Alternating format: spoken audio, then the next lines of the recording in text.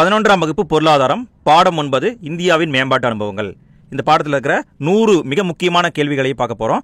Plus book bank கொஸ்டினை பார்க்க போகிறோம். ஒன் பை ஒன்னாக பார்க்கலாம். புதிய பொருளாதார கொள்கையின் தூண்கள் எத்தனை? புதிய பொருளாதார கொள்கை 3 தூண்களை கொண்டது. தாராளமயம், தனியார் மயம், உலக மயம்.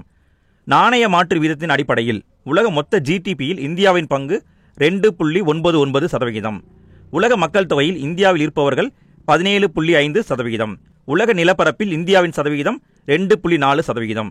ஆசிய நாடுகளில் இந்தியா எத்தனையாவது பெரிய பொருளாதார நாடுனா 3வது பெரிய பொருளாதார நாடு. ஆசியாவில் மிகப்பெரிய பொருளாதார நாடு சீனா, 2வது ஜப்பான், 3வது இந்தியா.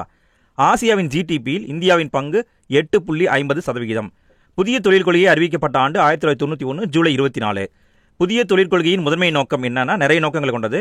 அதிகாரத்தின் பிடியில் இருக்கும் பல தொழில்களை முன்னேற்றுதல், வெளிநாட்டு நேரடி முதலீடுகளில் உள்ள கட்டுப்பாட்டை ஒழிப்பது, சர்வதேச போட்டிகளை எதிர்கொள்வது, உற்பத்தி திறனிலும் வேலை வாய்ப்பிலும் நீடித்த வளர்ச்சியை பராமரிப்பது, எம்ஆர்டிபின்னு சொல்லக்கூடிய சட்ட கட்டுப்பாடுகளிலிருந்து உள்நாட்டு நிறுவனங்களை தளர்த்துவது, சிகப்பு நாடா முறையை முடிவுக்கு கொண்டு வருவது. இவ்வளவு நோக்கங்களை கொண்டதுதான் புதிய தொழிற்கொள்கை. புதிய தொழிற்கொள்கையின்படி தனியாருக்கு தடை செய்யப்பட்ட துறைகள் எத்தனைனா 3 துறைகள். 3 துறையில் தனியாருக்கு அனுமதி கிடையாது. அணுசக்தி, சுரங்கம், ரயில்வே. எம்ஆர்டிபி அப்படிங்கிறது என்னன்னா முற்றுரிமை வாணிப கட்டுப்பாட்டு சட்டம். போட்டிக்குழு ஏற்படுத்தப்பட்ட ஆண்டு 2010. போட்டிக்குழுவின் நோக்கம் என்ன? பொருளாதார நடைமுறைகளை கண்காணித்தல், தனியார் துறையில் போட்டியை ஏற்படுத்துதல், குறித்த எண்ணிக்கையிலான வெளிநாட்டு நிறுவனங்களை ஈர்த்தல். இத்தனை நோக்கங்களை கொண்டதுதான் போட்டிக்குழு.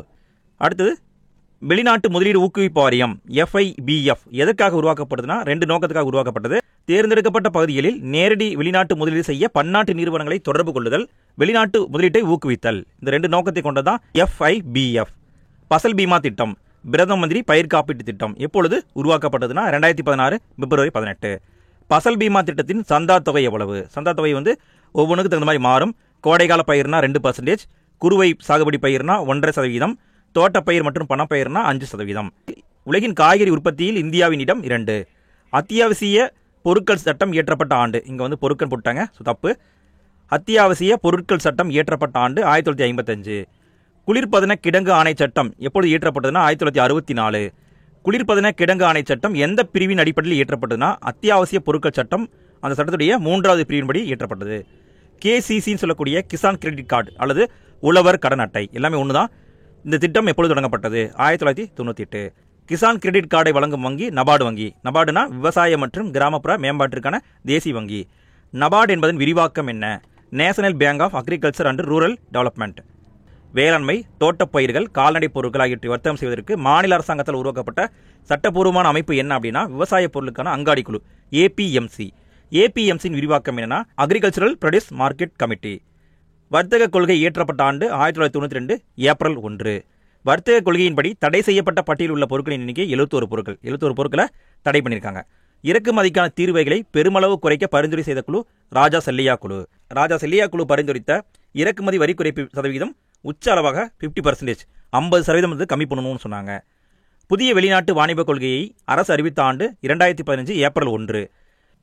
இந்தியாவில் தயாரிப்பு திட்டத்தின் நோக்கம், அதாவது மேக் இன் இந்தியா திட்டத்தின் நோக்கம் என்னன்னா ஏற்றுமதி உதவிகளை 25% அளவுக்கு குறைத்தல், இந்திய பொருட்களை ஊக்குவித்தல். பாதுகாப்பு, இராணுவ கிடங்கு, விண்வெளி மற்றும் அணுசக்தி போன்றவை தொடர்பான ஏற்றுமதி கோரிக்கைகளுக்கு கால அளவு 24 மாதங்கள். சிறப்பு பொருளாதார மண்டல கொள்கை ஸ்பெஷல் எக்கனாமிக் ஜோன் SEZ சொல்லுவாங்க. இந்த கொள்கை எப்பொழுது உருவாக்கப்பட்டதுன்னா 2000 ஏப்ரலில் உருவாக்கப்பட்டது. சிறப்பு பொருளாதார மண்டல கொள்கையின்படி 2005 அறிவிக்கப்பட்ட சிறப்பு பொருளாதார மண்டலங்கள் எத்தனை? மண்டலங்களை அறிவிச்சது 2005. ஆனால் இந்த கொள்கை கொண்டு வந்தது 2000, மண்டலம் அறிவிக்கப்பட்டது 2005. 400 மண்டலங்களை அறிவிச்சாங்க. ஆசியாவின் முதல் ஏற்றுமதி செயலாக்க மண்டலம் எக்ஸ்போர்ட் ப்ராசஸிங் ஜோன் அப்படிங்கிறது குறிப்பாக EPZன்னு சொல்லுவாங்க. இது எங்கே அமைக்கப்பட்டதுன்னா 1965 காண்ட்லாவில் அமைக்கப்பட்டது. 1980களில் உருவாக்கப்பட்ட EPZ அதாவது எக்ஸ்போர்ட் ப்ராசஸிங் ஜோன் எத்தனைனா 7. எங்கெங்கே அமைச்சாங்கன்னா பம்பாய், விசாகப்பட்டினம், நொய்டா, சூரத், சென்னை, பாஸ்டா. நிதி பற்றாக்குறை மொத்த உள்நாட்டு உற்பத்தியில் எத்தனை சதவீதத்துக்கு மேல் இருக்கக்கூடாது என்ற வழிகாட்டுதலை பன்னாட்டு பண நிதியம் கொண்டு வந்துள்ளதுன்னா 3%. 3% மேலே போகக்கூடாது. மதிப்பு கூட்டப்பட்ட வரி VAT வேட்னு சொல்லுவாங்க. இந்த வரி என்பது பலமுனை வரி. பண்டங்கள் மற்றும் சேவைகள் மீதான வரி அதாவது GST எப்பொழுது பாராளுமன்றத்தில் ஒப்புதல் வழங்கப்பட்டதுன்னா 29/3/2017 கொடுத்தாங்க. அதுவே பண்டங்கள் மற்றும் சேவைகள் வரி நடைமுறைக்கு வந்த நாள் 2017 ஜூலை 1. பண்டங்கள் மற்றும் சேவைகள் வரிகளில் தற்போதுள்ள வரி விகிதங்கள் எத்தனைனா 5 வரி விகிதங்கள். 0%, 5%, 12%, 18%, 28%.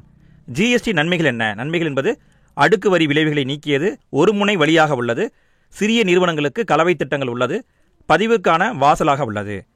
ரொக்க இருப்பு விகிதம், சட்ட ரீதியான நீர்மை விகிதம், இந்த ரெண்டையும் பற்றி ஆராய அமைக்கப்பட்ட குழு நரசிம்மம் குழு. எப்போ அமைச்சாங்கன்னா 1991 அமைச்சாங்க. இந்த நரசிம்மம் குழுடைய பரிந்துரை என்னன்னா, 3 ஆண்டுகளில் குறைக்கப்பட்ட எஸ்எல்ஆர், அதாவது ரொக்க இருப்பு வீதம் எவ்வளோன்னா 38% 25% குறைக்கணும்னு பரிந்துரை கொடுத்தாங்க. 4 ஆண்டுகளில் குறைக்கப்பட்ட சிஆர்ஆர் என்பது சட்ட ரீதியான நீர்மை விகிதம் என்பது 3% to 5% கொண்டு வரணும்னு சொல்லியிருந்தாங்க. யாருடைய அறிக்கையின்படி வாராக்கடன் மற்றும் சொத்து மதிப்பை கணக்கிட புதிய விதிமுறைகள் வகுக்கப்பட்டன? நரசிம்மம் குழு அறிக்கை. இந்தியாவுடைய ஜிடிபி $2 டிரில்லியன் கடந்த ஆண்டு 2015-16. இந்து வளர்ச்சி வீதம் என்ற சொல்லை பயன்படுத்தியவர் டாக்டர் ராஜ் கிருஷ்ணா. அடுத்தது புக் பேங்க் கொஸ்டினை பார்க்கலாம். சரியான விடையை தேர்ந்தெடுக்கவும். கீழ்கண்டவற்றுள் எது தனியார் மயமாதலை குறிக்கும்? தனியார் மயம் அப்படிங்கிறது 3மே தான். முதலீட்டை திரும்ப பெறுதல், தேசிய மயம் நீக்கல், தொடர் நிறுவனமாக்கல். இன்றைய நாட்களில் வளர்ச்சிக்காக ஒவ்வொரு நாடும் ஒவ்வொன்றையும் சார்ந்திருக்க வேண்டும். எல்பிஜிக்கு எதிரான வாதம் என்பது மக்கள் மற்றும் மண்டலங்களுக்கிடையே ஏற்றத்தாழ்வு. எஃப்டிஐ என்பதன் விரிவாக்கம் வெளிநாட்டு நேரடி முதலீடு. உலகளவில் இந்தியா பழங்கள் உற்பத்தியில் தான் மிகப்பெரிய உற்பத்தியாளராக விளங்குகிறது. வெளிநாட்டு முதலீடு எதை உள்ளடக்கியதுன்னா எஃப்டிஐ மற்றும் எஃபிஐ. சிறப்பு பொருளாதார மண்டல கொள்கை வெளியிடப்பட்ட ஆண்டு ஏப்ரல் 2000. விவசாய உற்பத்தி அங்காடி குழு சட்டப்பூர்வமான ஒரு குழு, மாநில அரசால் உருவாக்கப்பட்டது சட்டப்பூர்வமான குழு.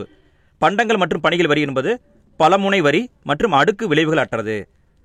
புதிய வெளிநாட்டு வர்த்தக கொள்கை கொண்டு வரப்பட்ட ஆண்டு 2015.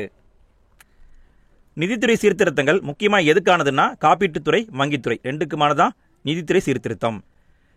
பண்டங்கள் மற்றும் பணிகள் வரி சட்டம் அமல்படுத்தப்பட்டது 2017 ஜூலை 1. புதிய பொருளாதார கொள்கை கீழ்கண்டவற்றுள் எதை உள்ளடக்கியதுன்னா இவை அனைத்தையுமே, அதாவது வெளிநாட்டு முதலீடு, வெளிநாட்டு தொழில்நுட்பம், வெளிநாட்டு வர்த்தகம் 3ஐயும் உள்ளடக்கியது. அடுத்தது 1991 ஆண்டு நிதி தொடர்பான நரசிம்மம் குழுவின் பரிந்துரைகள் சமர்ப்பிக்கப்பட்டன.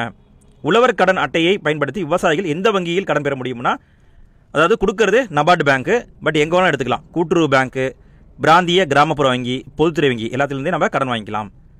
அடுத்தது வர்த்தக கொள்கை சீர்திருத்தங்கள் தொடர்பாக அமைக்கப்பட்ட ராஜா செல்லையா குழுவின் பரிந்துரையின்படி அதிகபட்ச இறக்குமதி சுங்கத்தீர்வை 50%.